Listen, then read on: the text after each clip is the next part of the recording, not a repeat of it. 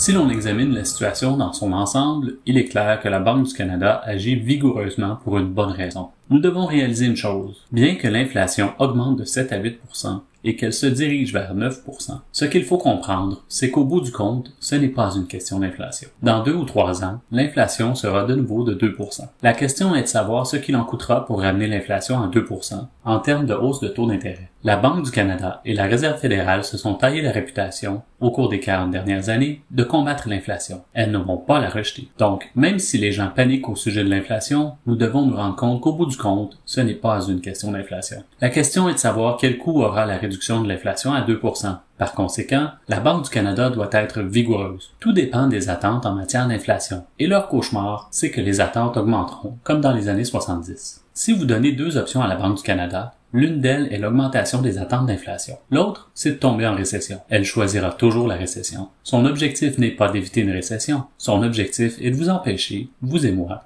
de croire que l'inflation n'est pas maîtrisée. Nous nous attendons à ce que la Banque du Canada adopte un taux de financement à un jour d'environ 3%.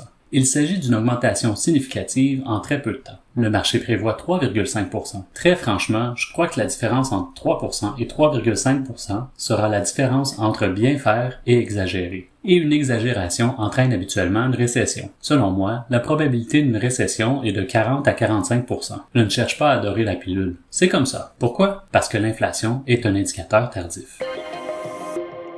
L'inflation vous renseigne sur le passé. Au cours des 4 ou 5 dernières récessions, l'inflation a atteint son sommet. Son pic, 6 mois après le début de chaque récession. Mais montrez-moi la Banque centrale qui résistera à une hausse des taux d'intérêt alors qu'elle constate une accélération de l'inflation. Et toutes les récessions économiques des 40 dernières années, à l'exception de la récession de la COVID, ont été favorisées, sinon causées, par des erreurs liées à la politique monétaire, les banques centrales ayant haussé les taux d'intérêt de manière excessive. Nous en sommes à peu près à cette étape. Nous croyons qu'il est toujours possible que la Banque du Canada adopte la bonne stratégie. Pourquoi? En raison de l'efficacité de la politique monétaire.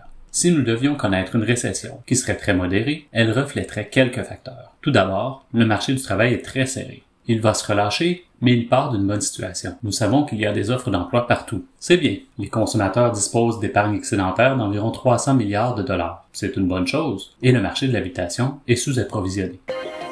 De toute évidence, le marché de l'habitation ralentit. Nous savons pourquoi il a augmenté de 50% au cours des 2 dernières années. Il s'agissait de l'anomalie de cette récession, de la nature asymétrique de cette récession, où tous les emplois perdus étaient des emplois mal rémunérés. Les acheteurs de logements ont donc profité des avantages d'une récession, sous forme de taux d'intérêt extrêmement bas, sans le coût d'une récession, soit une hausse généralisée du taux de chômage. Nous n'avons jamais rien vu de tel. À mon avis, nous estimions simplement qu'il y avait un sentiment d'urgence à investir sur le marché et que les gens ont accéléré leurs achats. Nous avons donc emprunté de l'activité à l'avenir, et l'avenir est arrivé. C'est-à-dire que les taux d'intérêt augmentent et que l'activité ralentit. C'est très simple. Je ne serais pas surpris que les prix baissent de 20, 25 ou peut-être 30% dans certains secteurs. Toutefois, cela signifie que les personnes qui ont contracté un prêt hypothécaire en 2020 ou en 2021 seront exposées à des risques plus tard au moment de renouveler leur prêt hypothécaire. C'est le risque que nous courons dans 3, 4 ou 5 ans. Nous espérons que d'ici là, les taux d'intérêt baisseront, ce qui atténuera ce risque. Toutefois, le repli le plus important se produira dans le segment des petits immeubles. Les maisons individuelles atteindront un niveau de résistance sur le plan des prix et le marché des copropriétés, même s'il ralentira, s'en sortira mieux. En fait,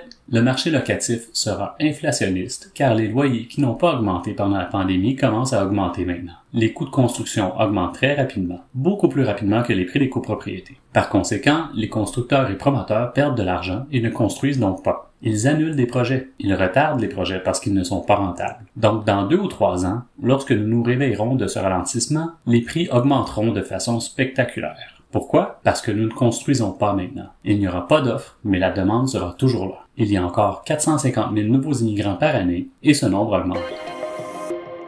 Pour ce qui est du marché boursier, à mon avis, beaucoup de mauvaises nouvelles sont déjà prises en compte. Et peut-être que certaines exagérations sont aussi prises en compte sur le plan de la politique monétaire. Par conséquent, je crois que le marché boursier actuel, surtout au Canada, est relativement bon marché comparativement à ce qu'il sera dans 2 ou 3 ans. Si vous avez un horizon de placement de 5 minutes, je ne peux pas vous aider. Mais si votre horizon de placement est de 2 à 3 ans, je crois qu'il y a de très bonnes occasions, surtout au Canada.